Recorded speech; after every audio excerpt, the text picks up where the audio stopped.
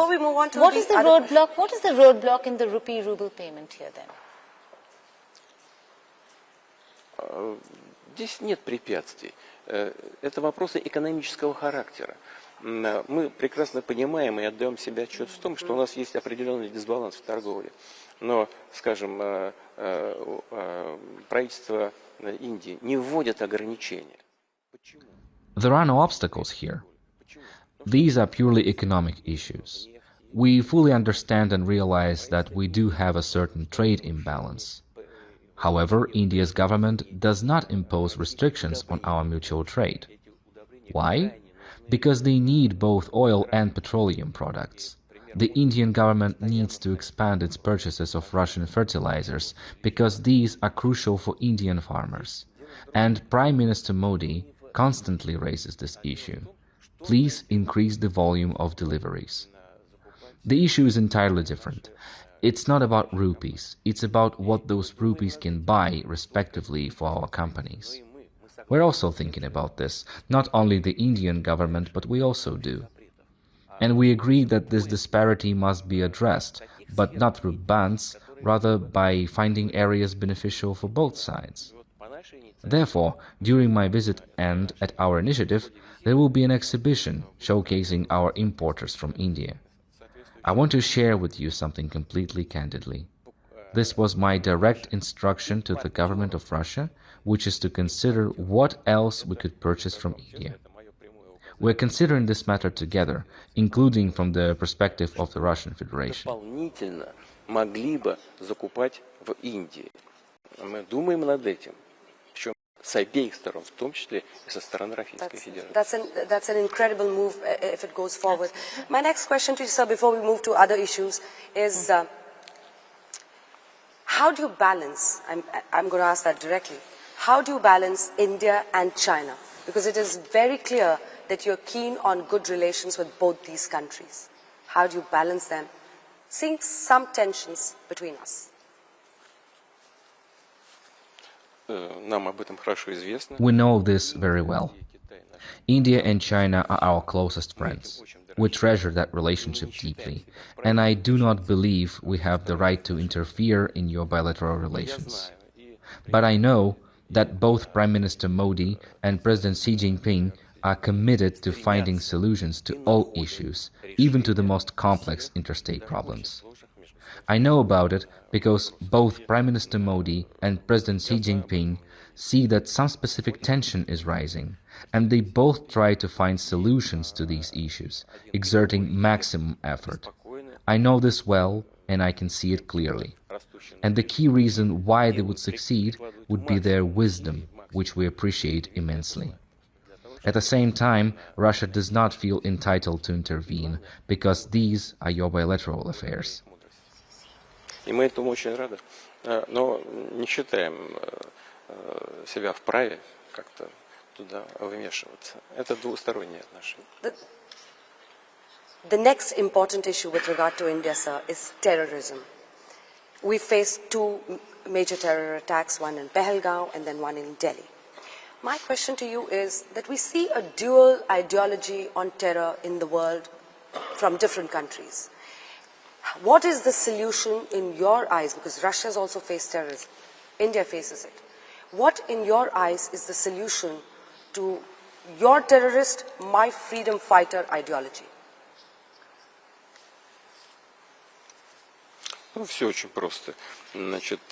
It's very simple. To achieve freedom, we must use lawful means only. Any actions involving criminal methods or those harming people cannot be supported. This has been decided long ago.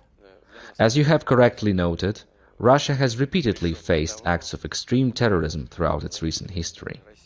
In these matters, India is our full ally, and we completely support India's fight against terrorism.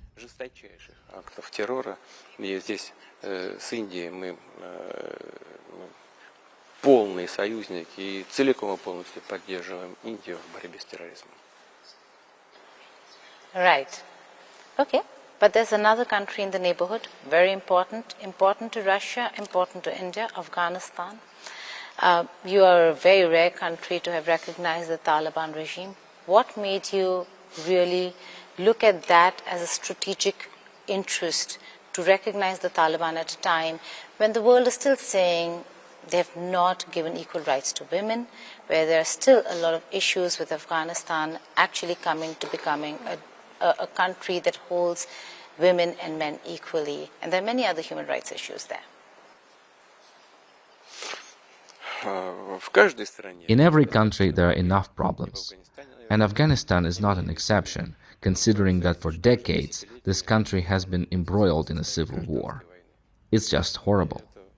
But the Taliban clearly controls the situation in Afghanistan, and this is evident.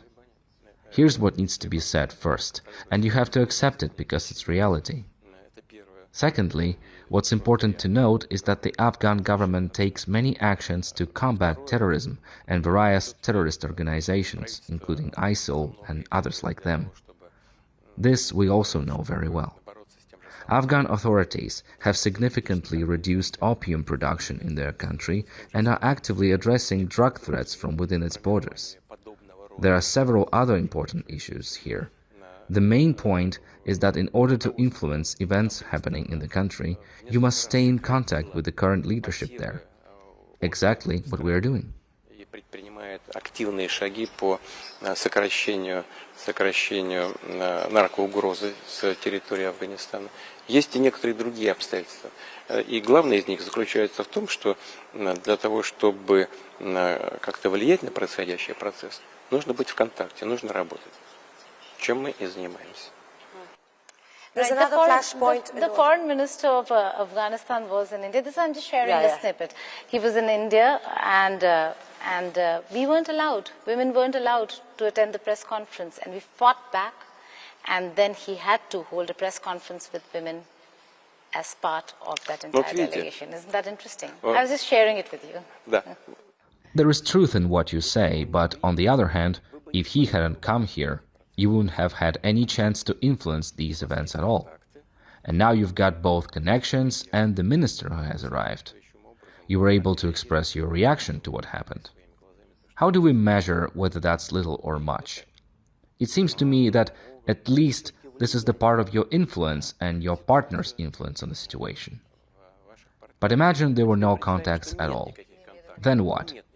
Everything remains exactly as before, and nobody, including yourself, would influence anything or express any opinion about this. In contrast, now such an opportunity is available to you. Contacts are better than no contacts at all. Pushing for change is equally important, as you make a very valid point. The other flashpoint is Gaza. And it is now being known that you, sir, Vladimir Putin, have a new peace plan for Gaza. Trump also has one. What is your Gaza peace plan, and what do you propose, sir? Мы не предлагаем какого-то особого плана. Мы всегда исходили из того, что... We don't offer any special plan. We have always believed that the only way to solve the Palestinian problem is by implementing the solutions adopted and considered by the United Nations over many years. And the most important one is establishing an independent Palestinian state. That is the key to resolving all issues. Okay. The other important issue when you talk about Israel and Gaza that Anjana just did is the fact that the Arab world, when it comes to the issue of Gaza and people of Palestine, did not really do as much as your ally, your friend Iran did.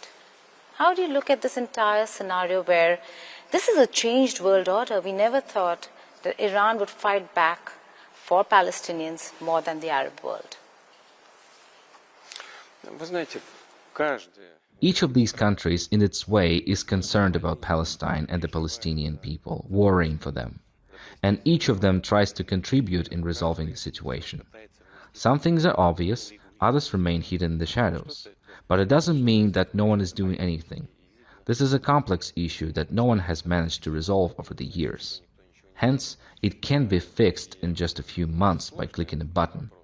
However, we should aim precisely at achieving this goal, establishing a Palestinian state. What has been done until now was done by President Trump. Naturally, primarily the return of Israeli hostages and Hamas took this step.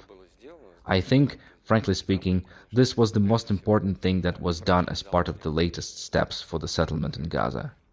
I believe it would be correct, perhaps, to think about the possibility of organizing the governance in such a way as to transfer all authority to the Palestinians. There are such options. They are being discussed both by Arab countries and the neighbors and beyond it. It's being discussed in the United States as well, I know it. As part of the United Nations, we have always taken part in this process. We will continue to do that with our friends.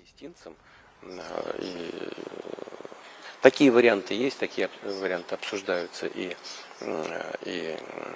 арабскими странами, и с соседями, и не только, и в Штатах обсуждается, я знаю. Ну, и мы в рамках Организации Объединенных Наций, мы всегда были участниками этого процесса и продолжим эту работу вместе с нашими друзьями. Right. President Putin, we've discussed a lot of geopolitics. We'll stick to a bit of that in a while, but let's talk about your journey. You're a man from the intelligence community. How would you rate intelligence agencies today? Which one do you think is the best? I'm sure you'll say Russia, but I'm still saying, which one is the second best then? And how does CIA fare?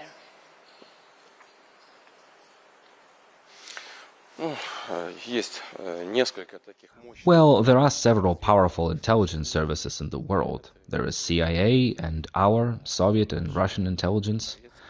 There is, as it is well known, a very efficient service Mossad, Israeli intelligence. Many countries of the world have tradition of intelligence services.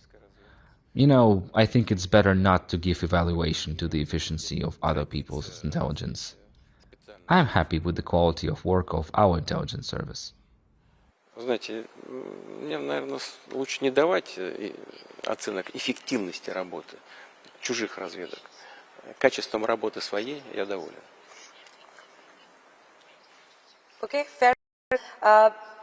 So we would like to, because this is a rare opportunity and we get to interact with you, we want to understand what shaped Vladimir Putin. And as we peep into your early years, we've read a little about your KGB days when you were working in Germany, and then you moved on to St. Petersburg and Moscow, where you worked with Mr. Yeltsin. What actually shaped the man you are today, the leader you are today? Which were the days? My family, the family that I lived in and that I was born into. My parents, my closest people. I think that everyone is shaped primarily by our closest surroundings. Naturally, the social situation around, the colleagues, and, as you have fairly noted, that work in the intelligence service because it has strict discipline, strict ideology, and primarily has to do with the defense of the interests of motherland. And that was the entire point of the intelligence service of the Soviet Union, and I lived in that system for many years. Связанная прежде всего с защитой интересов Родины. На это направлена вся работа была советской внешней разведки. И я жил в этой среде много-много лет. I was watching one of your interviews where I think you were interacting with school children. And one of the children asked you, one girl there asked you, what has been the most shattering experience of your life? And you said, the disintegration of USSR. How did that affect you? And what is your vision of Russia? It had an impact in the sense that we always need to very carefully look at our every step, and we need to understand the consequences of that. That's number one. Number two, it is very important not only for the former Soviet Union, but it applies also to Russia. What was the conclusion that I came to? It is that the Soviet Union, at a certain point of time, was in such a state that its leadership, and possibly even ordinary citizens, believed that it was so big, so great, that nothing, ever, under any circumstances would happen to it. And this idea of grandeur is the point when a country starts to make one mistake after another, thinking that everything is all right. Yes, we made a mistake here and was a small failure there, but we're so big that it will always pass, we'll survive. And the number of mistakes grows like a snowball, and is getting harder to manage that. I see the same as happening with some other countries today. Therefore, I'm keeping an eye. Мы все это переживем. А количество ошибок нарастает, как снежный ком, и потом с этим очень трудно справляться. Так же происходит, я смотрю, в некоторых других странах мира сегодня. Поэтому я внимательно... Are you going to name them? Нет. Okay, but we go back to Okay. USSR, sir, because you talked about how one mistake was rolling into another. Whom do you hold responsible for this situation? I mean, you're talking about people also who thought that probably it'll never happen with us. There'll never be any disintegration. But I'm sure you must have seen the Gorbachev years. You saw how Yeltsin went on. Whom do you hold responsible? What was the phase in which decisively USSR was disintegrating, breaking up? Здесь я бы не стал сейчас искать виноватых, менее, более виноватых. В целом сложилась такая система. I would not want to pinpoint the guilty and who is to blame more. In general, it was the system that turned out not to be viable. We need to recognize that and we need to think about it. We should not look for specific culprits, but we need to think how to create a system that will not simply protect itself, but develop. That's the point. And if such system is in place, it would be self-sufficient, autonomous, and effective. Are you looking at reintegration then? Интеграцию чего? Советского Союза? Of the Soviet Union? Нет, конечно, это просто исключено. Reintegration of what? Of the Soviet Union? Бессмысленно. Вы знаете, есть еще вопрос целесообразности. No, of course not. That's simply not on the table. We do not have such a goal and it won't make any sense.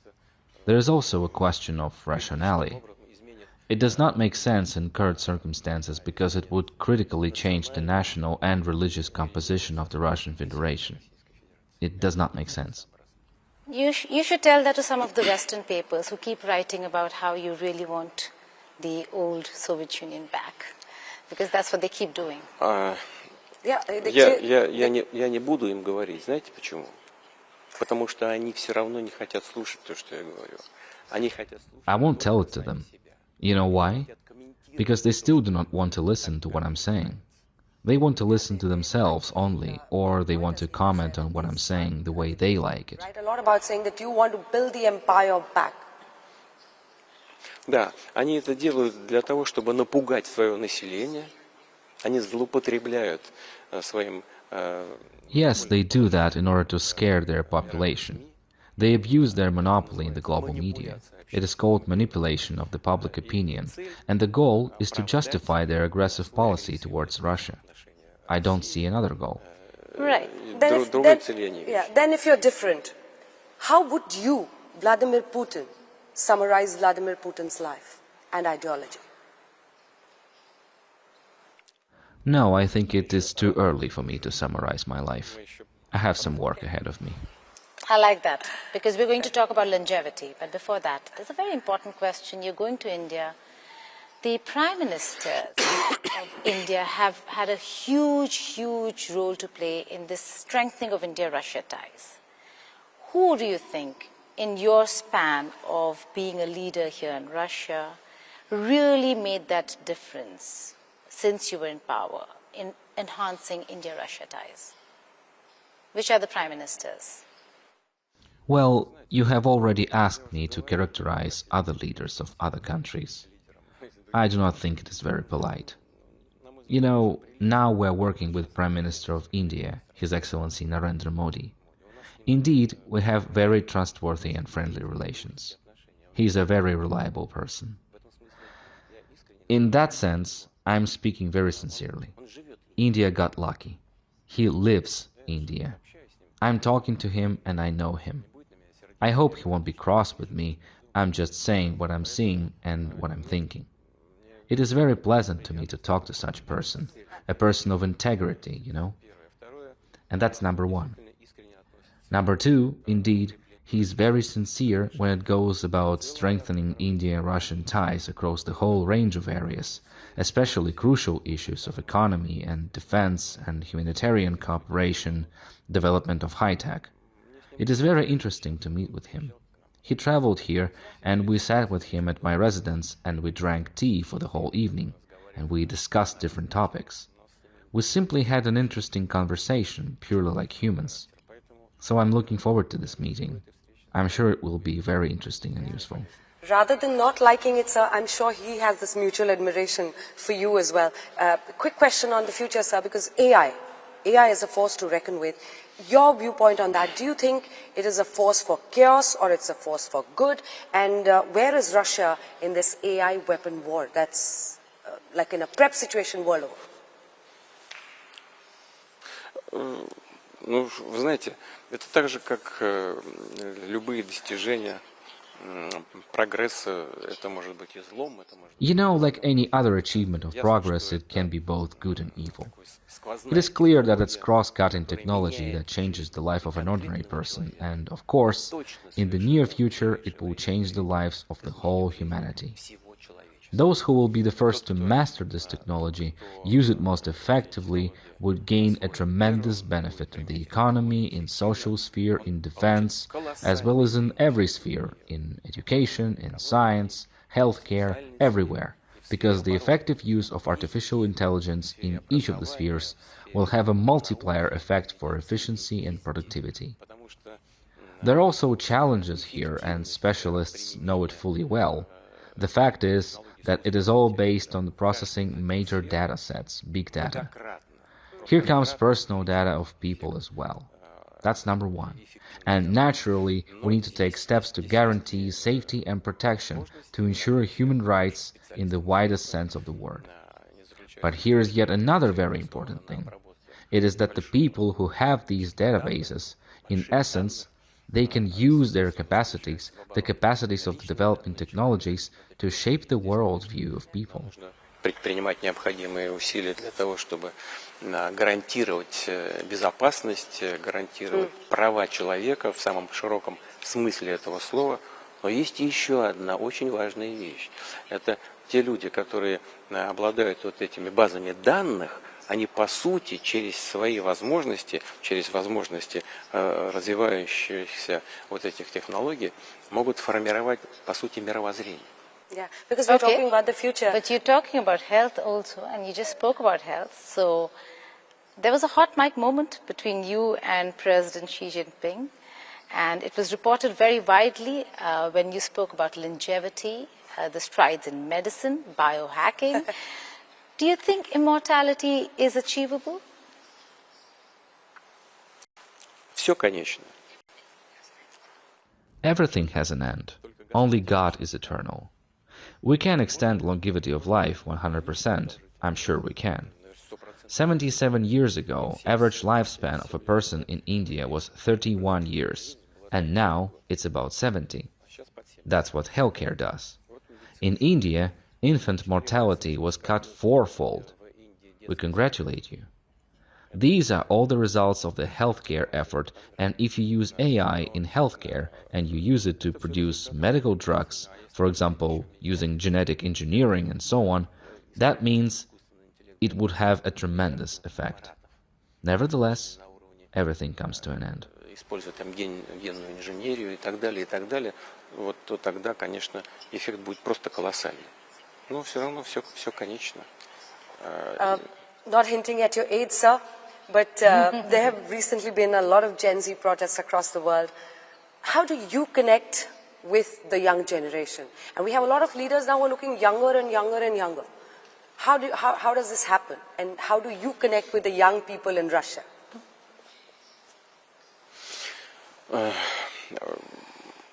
Знаете, здесь нет ничего нового.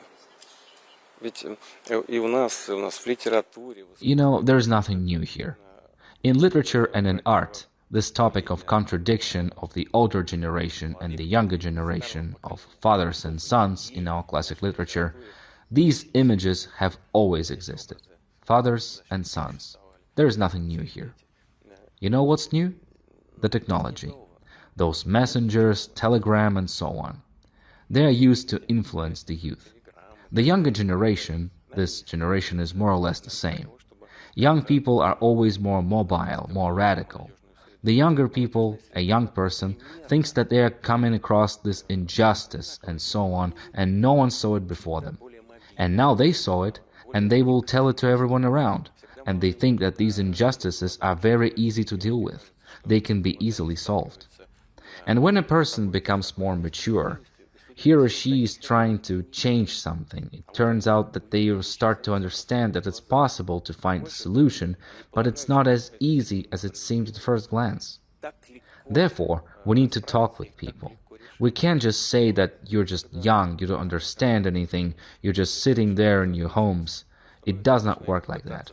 You need to always keep in touch with young people and to use their tools, their devices of obtaining information, to use feedback, social networks, and so on. You need to work there.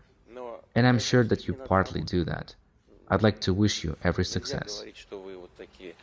Совсем молодые, вы совсем ничего не понимаете, и вот сидите у себя дома там за стенкой. Так тоже нельзя.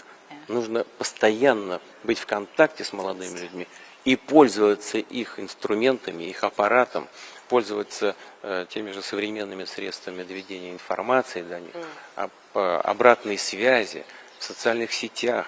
Надо там работать. Я так понимаю, что вы отчасти этим и занимаетесь. Хочу вам пожелать успеха. Present, sir. We could have gone on for another hour or so, but we're reaching the fag end of our interaction with you. You just mentioned religion a while ago and the Orthodox Church. A very important aspect. I've traveled to Moscow a few times now, and every time you come here during Christmas, it is unbelievably lit. It's unbelievable to see how beautiful Moscow as a city looks. Anjana's first time.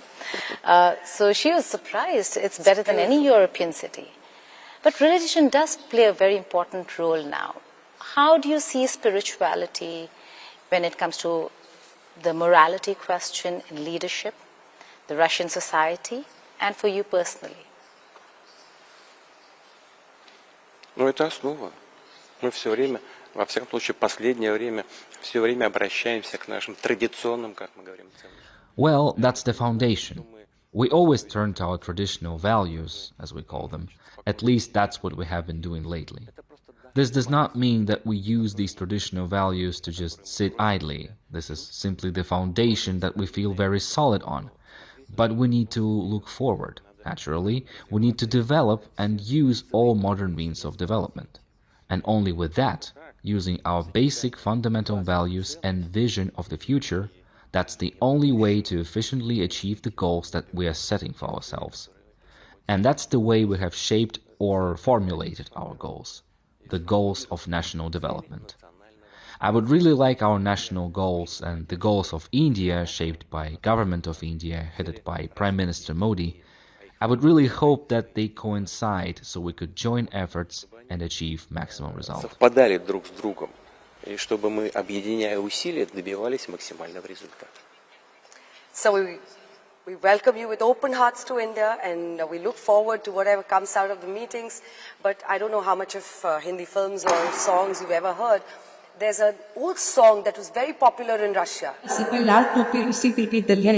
which actually just means that there's a red cap on the head. You're wearing a red Russian hat. Russian hat, but the heart is Indian. And it was very popular even in Russia. A lot of people knew about it. Anything that you want to say to about India, Indian society, Indian culture, and what is your message to all Indians who like you a lot and who would want to listen to what Mr. Putin has to say to Indians? Вот вы сейчас сказали об индийской культуре. You just mentioned the Indian culture and the Russian culture. You know, I think that we have a lot of citizens in the Russian Federation also having notion of Indian culture as about a fairy tale, a beautiful, bright, colorful fairy tale. From the time of the Soviet Union, people here like Indian movies and Indian music. I would even say that certain known people from Russian society have a cult of the Indian culture, and I like that very much, because I think that it is, as they say, from heart to heart. We'll be doing everything in our power so that this interest would not lose its spark. I would like people in India to know that. Есть такой даже в известных слоях нашего общества культ индийской культуры. И мне это очень импонирует, мне очень нравится это, потому что это вот то, что называется от сердца к сердцу идет. И мы будем делать все для того, чтобы этот интерес этот не угасал. И хочу, чтобы в Индии об этом знали. President Putin, we are very thankful to you for this very open interview that we had with you. And the best part, I think, Geeta, out of this entire interview is that we touched everything we talked about, everything. But this is a bond. The Indo-Russian bond is a friendship that is to be cherished forever. There are seasonal friendships, but there are friendships that last a lifetime. It is a classic, vintage, and let's see what comes out of it. We're very thankful to you for this interview. Well, that's Vladimir Putin for you, a no-holds-barred interview with Aaj and India Today Network, where he summed up what Russia is. He's saying Russia will not be isolated, will not compromise on her interests, and is not going to go kowtow to the developed world, saying we want to be part of any grouping such as the G8. Thank you so much for joining us. India and the world was watching you. Thank you so much, sir. Thank you.